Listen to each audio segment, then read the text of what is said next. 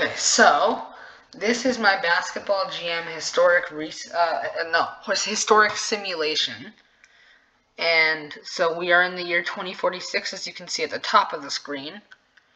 And here we're going to go through league history at first. So we got Memphis, followed by Philadelphia, Detroit, Boston, Sacramento, the first title winners. And then in the late 2020s, the Knicks ruled the decade, winning 3 straight from 2026 to 2028, and then 1 in 2030. So, we're gonna go to team records first to see.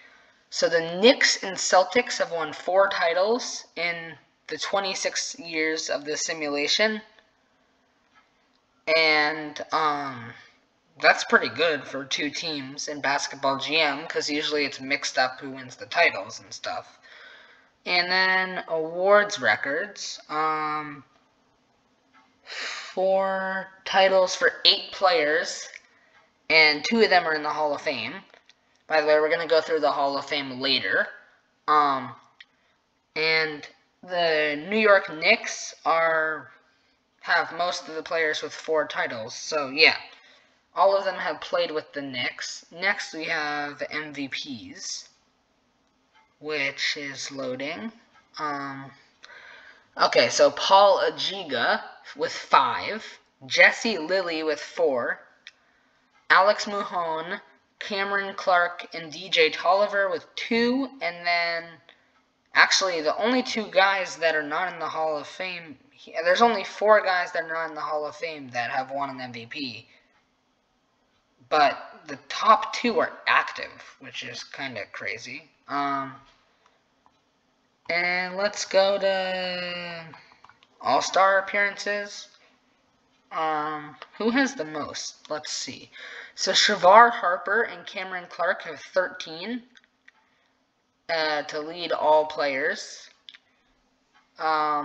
And they're both in the Hall of Fame, but Jesse Lilly and Mike Richards have 12, and they are still active. So, yeah, they could break the record. And then we're going to go through to career totals.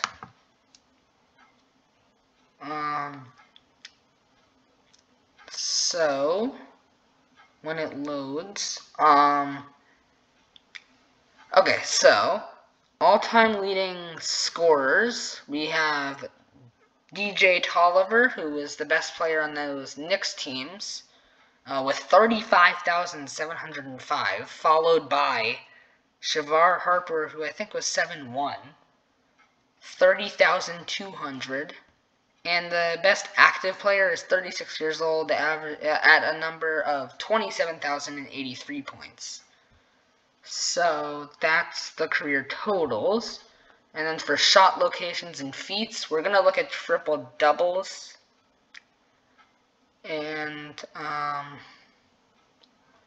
so for triple doubles, the leader is the 5-time MVP, Paul Ajiga, with 153 career triple doubles. From Nigeria. He won from 2037 to 2041, because he's a power forward at 6'11", who is very good at passing as well as rebounding and scoring. And he had a record 23 triple-doubles in 2044, but still did not win the MVP award. I don't know how that didn't happen. And now we're going to look at the top 10. So we've got Paul Ajiga at a 72 for Boston. Then Ricky Mathis at a 71. Elio Rusconi at a 70. Jason Jackson at a 69. Charles Schegel at a 69, who also won MVP last year, I believe. Zambul Pandov of Golden State. By the way, with the international names, I might not get it pronounce them correctly, so yeah. Connor Joseph, Eric Jaquez, Ruben Ford, and Marquise Reynolds. Those are the top 10. And power rankings. The Jazz, Celtics, Heat, Pacers, Hornets, and Wizards are contenders in Basketball GM's view. So, let's see. So I have auto control of the Kings, but I'm not actually doing anything. Surprisingly, they have their whole starting lineup is going to consist of players who have not been on the team for more than 5 years, which is kind of interesting. But they're not that young, which is, I mean, they're pretty young. They have a bunch of players under 25, but those are their bench guys mostly. So, yeah.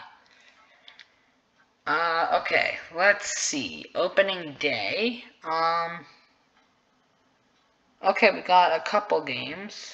So, we're gonna go to the standings page and go to the All-Star game, which is going to Sims. So, the Hawks, the Hawks and Clippers are still undefeated. Now the Hawks are 7-0, 8-0.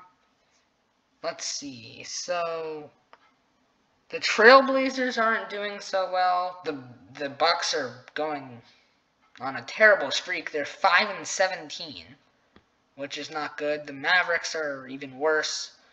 The Kings don't look great right now, but I mean, they aren't one of the best teams. They were before, but because they won a title, but they're not now. They're not really as good now. So, we're simulating, and we are almost at the All-Star break. The Celtics and the Thunder look really good right now. They might reach 40 wins. Nope, never mind. 38. So it's Team Paul Lagiga, versus Team Charles Blake, who's only a 64, but he's averaging 24.5 and 11 and 5. And Jesse Lilly, as you can see, is now a 13-time All-Star, as well as Mike Richards. So, that's pretty good. We're going to watch the All-Star game, so we're watching the draft right now. So, Charles Blake Charles Schlegel is averaging 28.8 points per game, which I think is the league lead for points. I mean, the other guy would be here, so, like, if there was another leader. We're gonna watch the All-Star game. So, we have the Elam ending enabled, so, yeah. Let's go until the Elam ending. So, Team Charles is up by 11, and Jeff Jones has 28 points. So, they are one three-pointer away from winning, and they actually are attempting a three right now, and it rims out. Rebound by Rusconi. Rusconi at the rim. He slams it home. 146-141, and they foul for some reason. Connor Joseph for the win. Good. And Team Charles wins it. And the All-Star Game MVP goes to Jeff Jones of Memphis. What are his stats this year? 26.6, 6.4, and 1.9. Also, this is his first All-Star appearance of his career. So, you got Schlegel, who's averaging 28.8, leading the league. So, the Celtics look really good with Charles Schlegel. And we are going to go to the the playoffs, sorry. Excuse my words. Yeah, so the Celtics are doing pretty well. They clinched the playoffs. They clinched the #1 seed. And, yeah, they have a big advantage over the other teams. They went on a 10-game winning streak to end the season. And so this is our playoffs for 2046. And leading the league, getting the scoring title will be Schlegel with 28.7 per game. And then, what's this? Shaq Cheeseman or Chesman, I don't know how you're supposed to say it, got the rebounding title with 12.7, and Ruben Camp gets 10.8. Okay, so we're gonna go to the playoffs. Well, the playoff page. And for the first couple rounds, we're only gonna watch game 7s. So, game 1s, the 8-seeded Nets win game 1, but the East is more balanced. It's not like the number 1 seed is way ahead of the other teams. So, it's 3-0 in a couple series. And 2 sweeps are the Bulls sweeping the Hawks and the Wizards sweeping the Pistons. And we have a 3 vs 7 matchup in the East. So, how many game 7s will we have? 4. So we got Nets vs Celtics. Frederick Graham, Nikos Golauskas, Curtis Benning, AJ Guamcham, and Luke Stallings for the Nets. Isaiah Welch is hurt. What's his overall? 57. So he might be a starter. I don't know. And there's no injuries for the Celtics. So the Celtics probably have a better chance of winning. So we're going to go to the end of the first quarter. Nets by 1. At the half, 57-53 Celtics. After 3 quarters, 81-78 Nets. With 2 minutes to go, the Nets lead by 2. So we're going to go 1 more minute, and the Celtics take a 2-point lead. 49 seconds to go. Schlegel elevating for a shot at the rim. It's blocked by Golauskas. Rebounded by Ajiga on the offensive end. He puts up a low post shot. Blocked again by Golauskas. That's his second block on back-to-back plays. Ajiga again with the offensive board. Davison to ice the game. No good. Rebound by Golauskas for the tie. Blocked by Seth Brown. And a rebound by Spencer Van, and they foul. But they're not in the penalty yet, and then they foul Spencer Van again. And he will shoot the free throws. He hits the first and the second. They're up by 4. Matt Artis for 3. Good! 1-point game! Stallings fouls Ajiga, who I think is a good free throw shooter. Yes, he hits both. And that's the end of the game. That's kind of weird, though, because usually when there's 2 seconds left in basketball GM, the other team can get across the court in time, but not this time. Wait, the Celtics have a duo of Charles Schlegel and Paul Ajiga. Jeez. That's why they're good. Yeah. Oh, and also their center's name is Jacob Center. That's kind of funny. Okay. So, we've got Grizzlies versus Spurs. Game 7. Grizzlies could win the series and knock off the 1 seed. Wait, are there any injuries? Brett Ledford is a 56. He's injured. He's averaged 12.7 this year. And there's no injuries for the Spurs. Just like last game, 1 team has an injured player. And the Spurs lead by 8 with 2 minutes to go. We don't know if this is over, but yes, the Spurs are going to win and advance. So, 2 more Game 7s to go. Warriors versus Jazz. We've got both teams completely healthy right now. So we're going to go to the end of the first. The Jazz lead by 6. We're going to go to the end of the first half, and the Jazz by 10. End of 3, and the Jazz are probably going to run away with this one. 1 minute to go, 42 seconds left. The Jazz up by 5 now as the Warriors cut into the lead. Connor Joseph, though, hits both. I think that wins them the game. Yes, they do win. And the Jazz are moving on to the next round to face the Spurs. Next, we have Suns versus Thunder. And we go to the end of the first. Oh, and the Suns with a big quarter, 9 points for the Thunder. What a devastating quarter for the Thunder. Did they lose a player or something? No, but they had Kyle Love, who was hurt before. He's a 60. Oh, he's also averaged 16 points per game this year. That's a problem for them. We're going to go to the last 2 minutes of the game, and the Suns by 18. So the Suns are going to knock off the 2 seed. A big win for Phoenix. And we have the 7s beating the 2s in both conferences. I don't know how that happens, but, what logic is that? We've got one series that's not close right now. Actually, this is gonna look like, this is looking like a pretty good second round matchup. And the Heat knock off the Celtics. Who do the Heat have? Oh, they have Hungarian Nathan Keller, who does not have a Hungarian name. And Jason Jackson's their main guy, who averaged 23 points per game. And Patrick Washington's not bad as well. So we've got 2 Game 7s. First up, we got Bulls versus Wizards.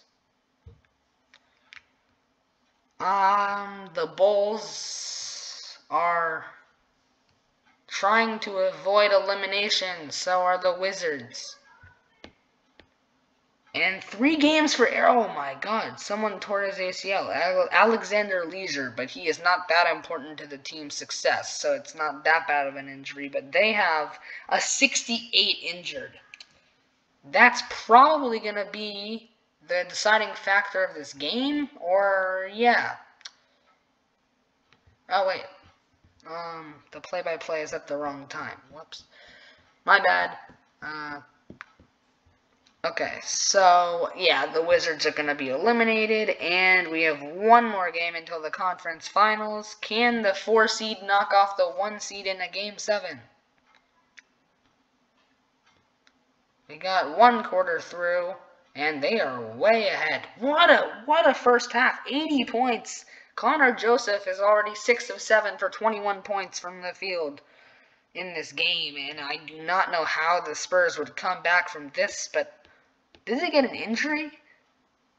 Tremaine Kopp is only a 53 and he's injured. They really should have done better than that, but I don't know, they did not. So, we've got the Jazz and Bulls up, and we got the Jazz versus the Bulls in the finals. So,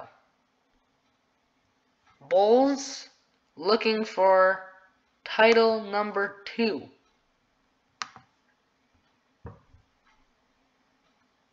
Jazz looking for title number 3. Game 1. We have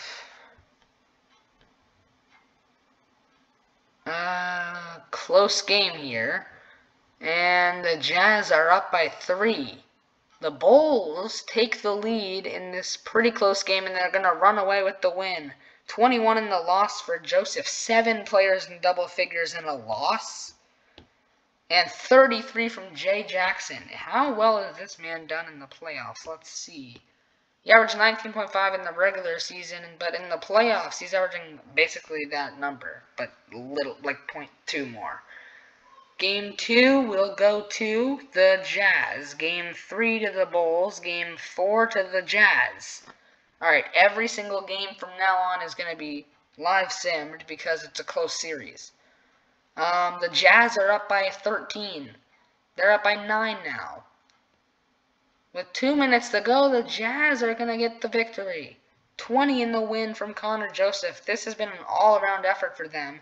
But 18 and 16 for Dimitri Davis. Jesus. He's coming up clutch with his dimes in the playoffs here. Mike Richards had 10 and 13 in the loss. Oh, wait. Give 36-year-old Mike Richards a ring. Please. And we got the end of the first quarter. The end of the first half. 2 minutes to go.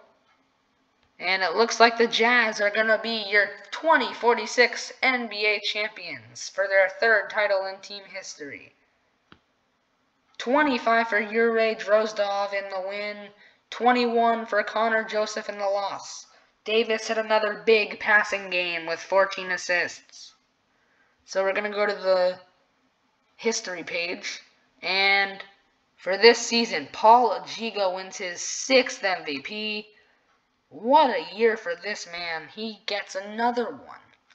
And Connor Joseph wins Finals MVP, averaging 25, 11, and 5. All-League first team, we got Ajiga, Schlegel, Blake, Joseph, and Mathis. By the way, 2 guys on the same team. I think in NBA history, that's on the All-NBA first team. I think in NBA history, in real NBA history, that's only happened twice. Once Moses Malone and Julius Erving did it, and then AD and LeBron did it last year. So, yeah. We're going to go to the draft. Oh, wait, I skipped the draft lottery. That's fine. Sacramento ends up with the 2nd pick. So the first overall pick will be not Matt Scully, who was the top-rated player. Josiah Middleton, then Adam Whitka by Sacramento, a point guard, a power forward / center, followed by 2 point guards. So, yeah. Those are the 3 guys over a 50 overall, I think, in this draft, right? Yeah. Okay, so we're going to go to the re-signings deadline. Oh, no, it's not a deadline. What am I saying? We're going to go to free agency. And who is the top free agent? It looks like it's going to be Joseph Small, who is pretty small for an NBA player. Huh. And then we've got, where's he going to sign? The Pelicans, after being a Spurs lifer for his first 7 seasons. Drafted 4th overall in 2039 out of Kansas. How is he gonna progress? I do not know, but we'll see. We might do, I think I don't really have time for one more season, so, we're gonna wrap it up after the, when we get to the, we might do opening day, actually, for next season.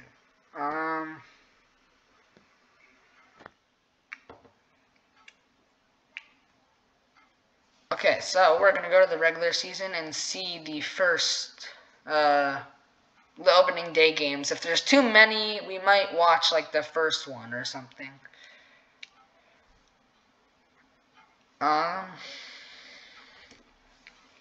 It's still processing.